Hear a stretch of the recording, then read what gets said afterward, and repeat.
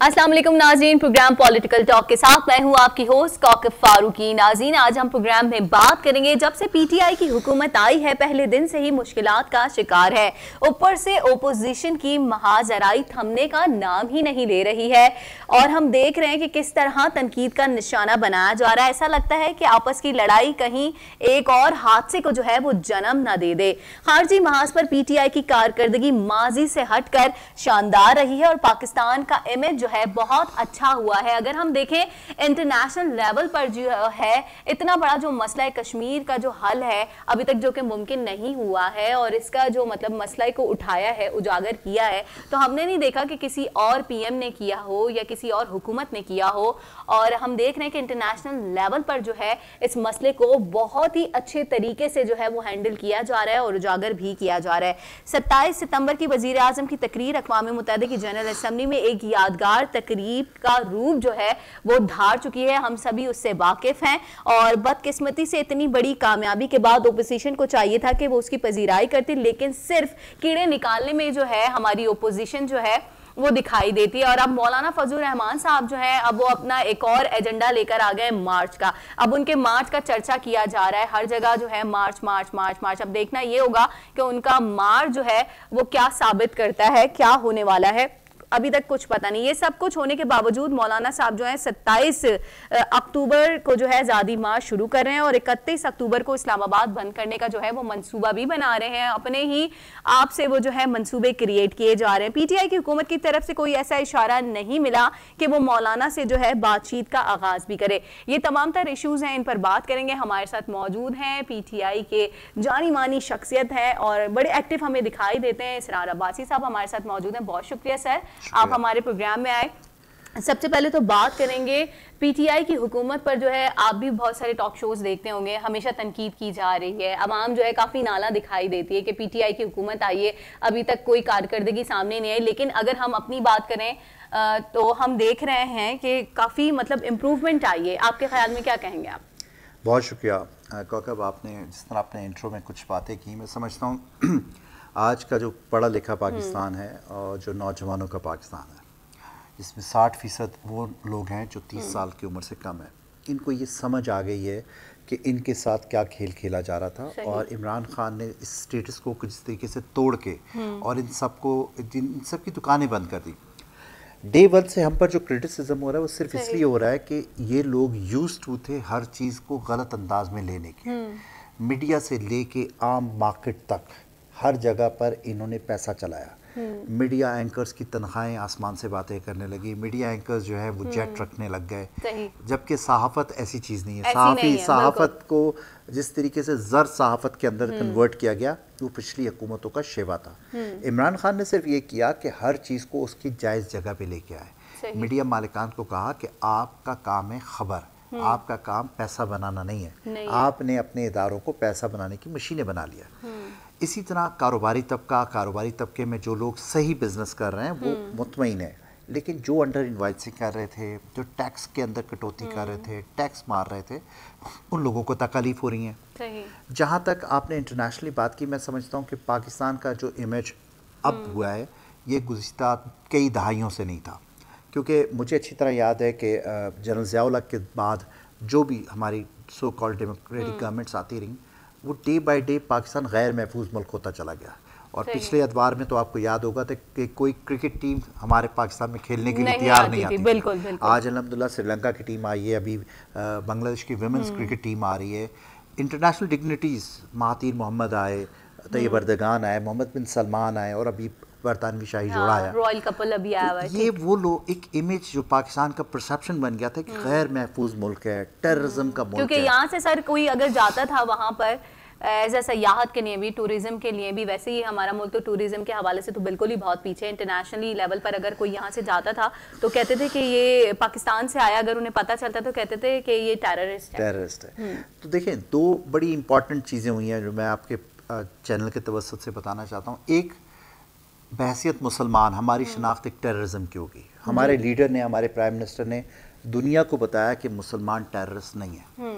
अगर टेररिज्म से किसी मज़हब की लिंक होती तो सबसे ज़्यादा 9/11 से पहले जो सुसाइड अटैक्स थे वो हिंदुओं ने किए थे, लेकिन किसी ने हिंदुओं को टेररिस्ट तो नहीं कहा।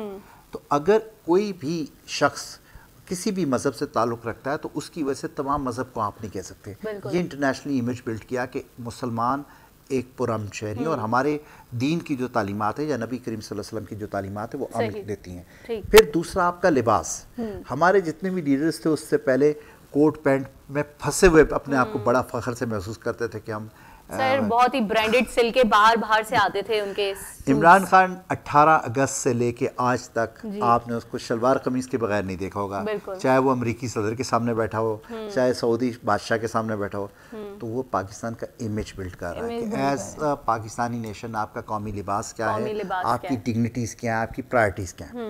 इसके साथ साथ आप ये देखिए कि जिस तरह इंटरनेशनल फोरम्स के ऊपर पाकिस्तान के मौक़िफ़ को, कश्मीर का इशू देखें, इन हालात में मैं समझता हूँ जब इंडिया 2/3 मेजॉरिटी से मोदी आया और उसने अपने टेन्योर के शुरू में इतना नेगेटिव इम्पैक्ट किया तो उनको अंदाज़ा नहीं था कि पाकिस्तान की तरफ से इतना स्ट्रॉन्ग रिएक्शन आएगा, क्योंकि वो तो यूज़ थे नवाज शरीफ जैसे लोगों के कि जो जिनको साड़ियाँ भेजी जाती थी, आमों की पेटियाँ भेजी जाती थी और ज़ाती तकरीबात में शरीक होना था और बग़ैर वीज़ा के जो है आप दूसरे मुल्क के वज़ीर आज़म को 40 लोगों को उठा के अपने घर ले गए। इमरान खान ने ये सारी चीज़ें नहीं की। देखिए मैं आपको मज़े की बात बताऊँ, इमरान खान क्योंकि मैं तो उनके साथ 20-22 साल से हूँ, उनके अपने साहबजादे बेचारे अभी तक गवर्नमेंट आने के बाद एक दफ़ा पाकिस्तान आए हैं 3 दिन के लिए, हालांकि वो चाहते तो आके महीनों रह सकते या इमरान खान जाके। तो आप उस शख्स की प्रायोरिटीज़ देखें ना, वो वज़ीर आज़म हाउस के जो वज़ीर आज़म हाउस 4 करोड़ रुपया खर्च करता था वो 75,000 रुपये के खर्चे पे आ गया। सही। आपका वज़ीर आज़म अपने पैसों से अपने घर में रह रहा है, अपने बिल्स खुद पे कर रहा है, इससे ज़्यादा आप क्या एक्सपेक्ट कर सकते हैं? क्योंकि अगर मैं खुद कोई चीज़ कर रहा हूँ तो मैं अपनी कौम से भी कहूँगा, अगर मैं खुद लेविश लाइफस्टाइल गुजार रहा हूँ तो मैं कौम को कहूँ जी आप तकलीफ़ें उठा लें, तो ये पॉसिबल नहीं है। तो इमरान खान ने सबसे पहले अपनी मराद छोड़ी। तारीख में कभी किसी गवर्नमेंट ने अपने वज़रा की तनख्वाह में कमी की? हमारे पहले बजट में 10% वज़रा की तनख्वाह में कमी आ गई।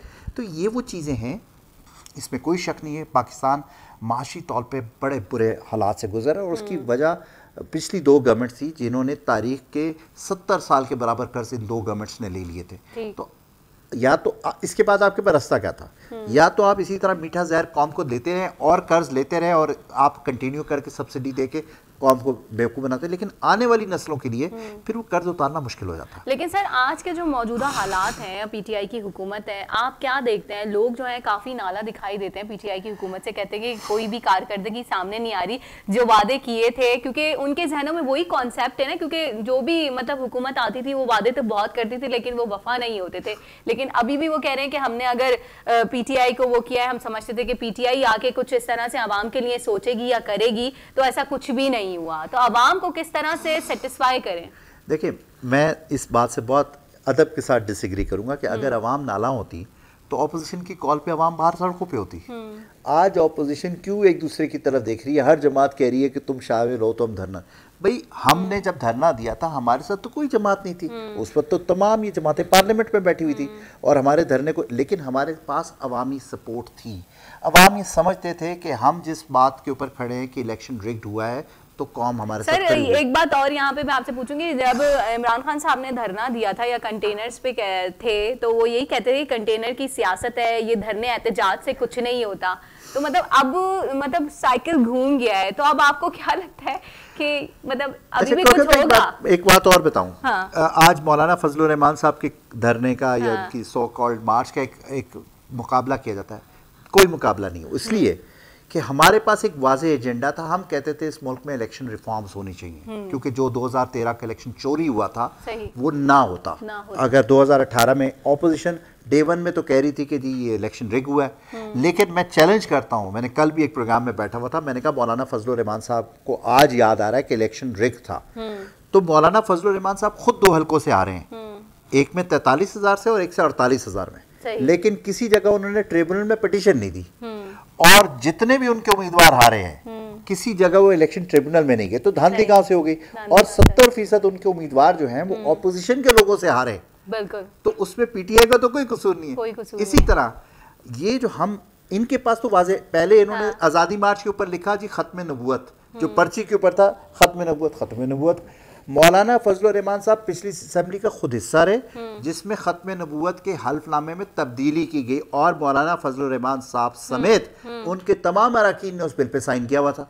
तो ख़त्म नबूवत के दावेदार तो जो खुद उसके ऊपर डाका डालने वाले, क्योंकि कौम को बेवकूफ़ नहीं बना सकते। आज मीडिया का दौर है, आज आपकी हर चीज़ एक्सपोज हो जाती है। मौलाना फजलुर रहमान साहब तकरीबन 15 साल तक कश्मीर कमेटी के चेयरमैन रहे और सवाए 44 लाख की लस्सी पीने के कोई अमली काम मौलाना फजलुर रहमान साहब ने नहीं किया।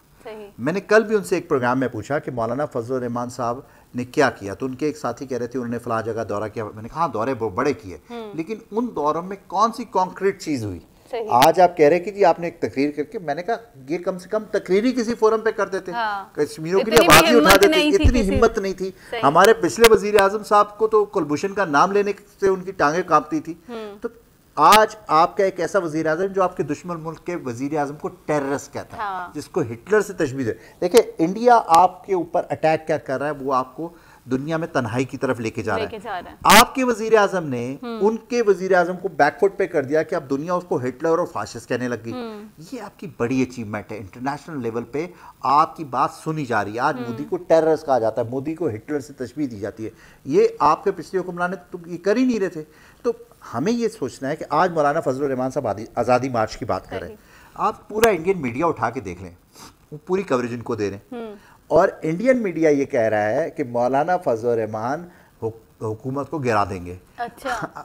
अब जो हमारे दुश्मन का बयानिया है वो हमारे इन लोगों का बयानिया है। हम कर रहे हैं कश्मीर के लिए जद्दोजहद और ये कर रहे हैं इस्लामाबाद के लिए जद्दोजहद। तो अवाम को अगर अवाम की इनके साथ होती, देखिए जो मदरसे के बच्चों के ऊपर ये सियासत करने जा रहे थे उनको तो हमने ब्रेक डाउन कर दिया, क्योंकि हम मदरसे में इस्लाहात ला गए। हमने एक यूनिफॉर्म सिलेबस बना दिया जो प्राइवेट स्कूल्स, गवर्नमेंट स्कूल्स और मदरसों में एक यकसा निसाब तालीम, जो हमारे 96 का मैनिफेस्टो था। तो इससे ये परेशान हो गए कि अब आइंदा आने वाले वक्तों में इनकी सियासत। मौलाना फजलुर रहमान, मैं आज आपके प्रोग्राम में जा रहा हूँ, कह के रिकॉर्ड में रखिएगा, इस मुल्क में 10 इलेक्शन भी हो जाए ना, मौलाना फजलुर रहमान नहीं जीत सकते अब, क्योंकि वो इस बुरे तरीके से एक्सपोज हो चुके हैं कि अपने घर से 50,000 वोट से आ रहे हैं। आपकी इसी बात के साथ यहाँ वक्त होता है एक शॉर्ट ब्रेक का।